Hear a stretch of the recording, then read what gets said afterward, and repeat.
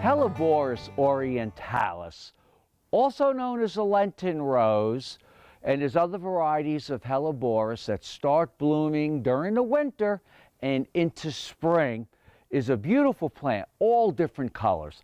You know, some of the new varieties that I don't have in my garden yet are almost scarlet.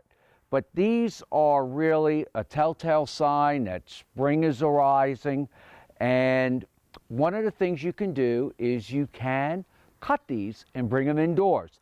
Now, keep in mind, this is a highly deer-resistant plant, so it does have some toxic qualities. So if you have pets that are going to feed on them, you might not want to do it. You just can't go out and cut Helleborus and put them in water. They're going to wither away because the sap's going to leak out of the stem. So you cut them, you put them in a vase that can handle hot water, and I have boiling water, and what I will do is set them in boiling water for about a minute. And when that minute or two is over, that's going to seal the stem. Then I'm going to take them out of that and put them in their regular vase, and they will stay like this indoors for a week or two. You can bring a little bit of spring or summer indoors earlier than when plants normally bloom. And you can harvest some of these things in the garden 4 to 6 weeks before they bloom and treat them in a certain way so they come into flower. What I've done is cut some of these plants that are about 2, 3, 4 weeks away from blooming, put them in a deep bucket, and that deep bucket contains hot water, not scalding hot water, but hot water. And the plant absorbs them, and it sort of forces them into bloom. To give you an example, one of the great plants that I like is the saw magnolia. It always freezes, so I like to harvest them ahead of time.